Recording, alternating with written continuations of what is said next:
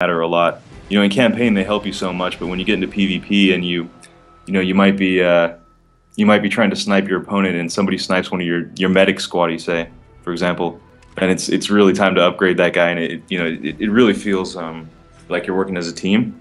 So I'm actually pretty proud of that. The team did a great job making sure that that feels good. All right, well, we've been talking about PvP. Why don't we jump into it here? Yeah, let's check it out. All right. Yeah, so we got someone who's about the similar rank as me, but they've got their squad mates. I've got mine.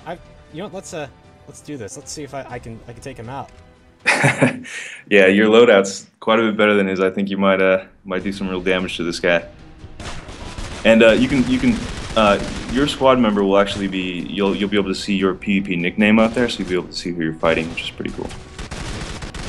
Looks like I might have taken out the other person. Yeah, I saw a grenade pop in there. Gotta move out of the way of that. Yeah, so yeah, took him out. Oh right, I have ranked up.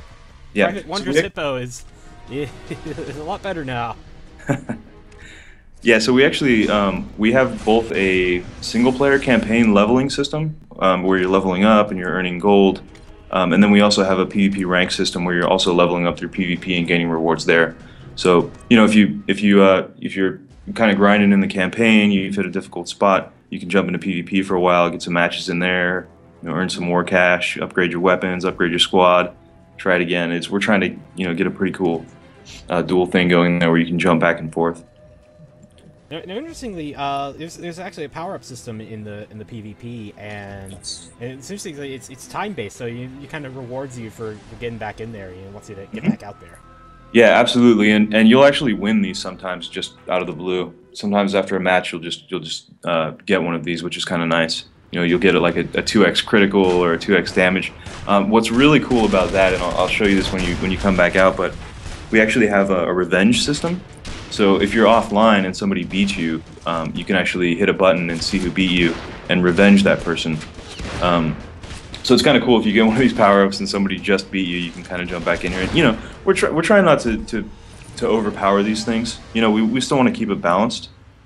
We definitely don't want to just say like, here's the win power-up. We're trying to keep this a gamer's game and keep skill in there. But it is kind of fun to get extra criticals every once in a while.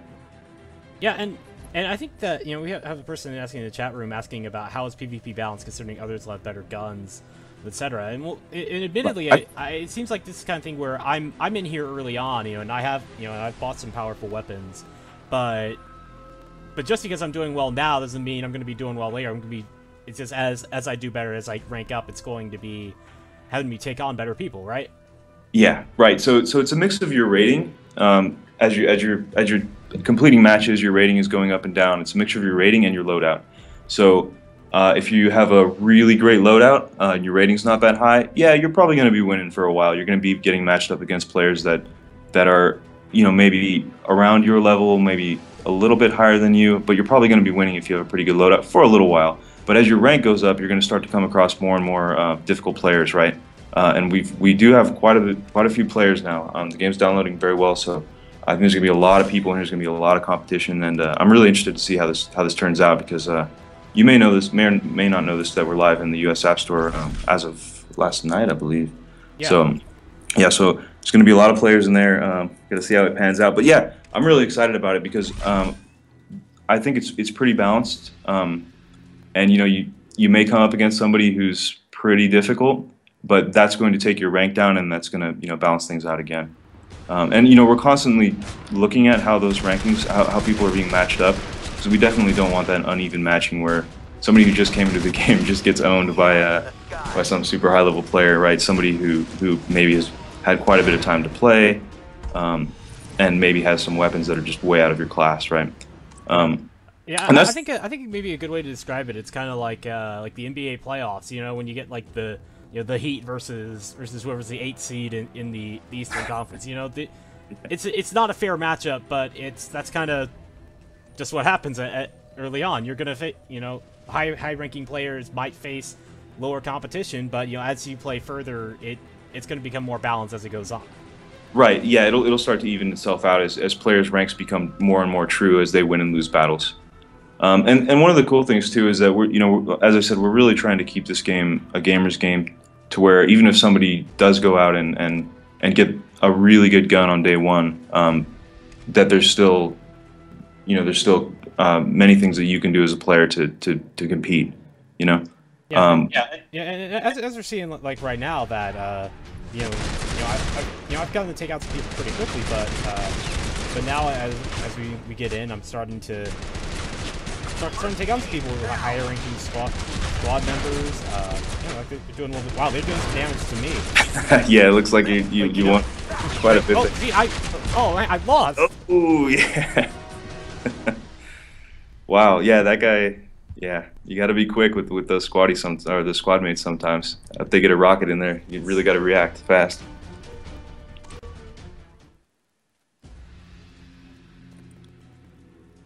I don't know if I can end PvP on that note. That was, I had a few wins there. I think I got. If you're quick, you still have double damage for a few more seconds. If you jump in there, you'll still have it. It'll last as long as you get into the match before it runs out. Oh, well, I just lost it. Let's see. Yeah. Let's open up the mystery crate and see what I'm gonna get here. No recoil. All right. Yeah, and again, these things will come to you. These things, they're not all just purchasable. These things will come to you as you play through PvP. So yeah, no recoil on that machine gun is going to be pretty deadly. Yeah, it's going to be pretty much focused fire with that thing. So. Yeah. Might as well make it a little more powerful while I got it. So let's do this. No recoil. We got squad mates. Let's do this. Yeah, I think you have a drone squad mate equipped as well, right? So I don't know if you triggered that last time. I'm not sure if I saw it, but if you can hit that on the far left, you'll actually see a drone come out and hover up above the cars over by the enemies. Is that a grenade you have there? Sorry, it's a little. Yeah, I've got rockets as well. Ah, gotcha. Yeah, all right, maybe. I triggered that drone, and it seems like the drone has has wiped them out. The game decided to knock me down a peg, and I'm gonna keep the old power up. And yeah, the game gave me power ups when I already have some. Right. So right there, you got a power up for free, and we just gave it to you for winning, and you can either choose to keep that or just discard it. Now, we have another question in the chat.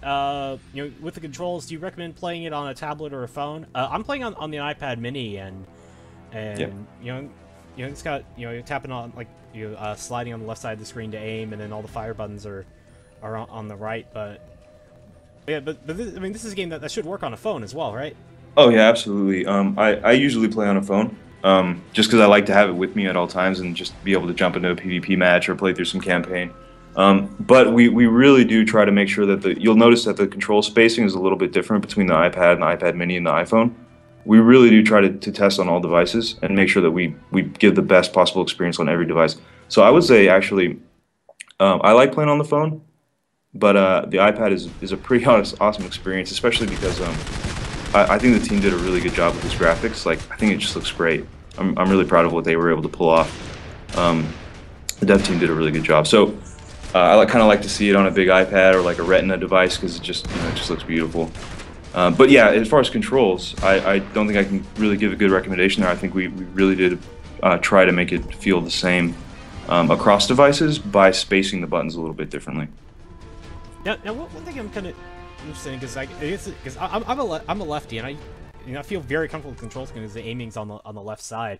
Well, that one of the things that you kind of tested out was which side is better for like aiming and firing or whatnot? Yeah, we've tested that a little bit, and we've actually gone through a couple of different control schemes.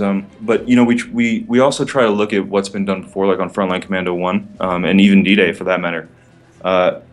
Just because we want to see what people are comfortable with. We experiment a little bit. I mean, one thing that you'll see in this game that wasn't in Frontline Commando 1 that we think was a really cool change, and for people watching, you might not realize that this is happening, so I'll point it out.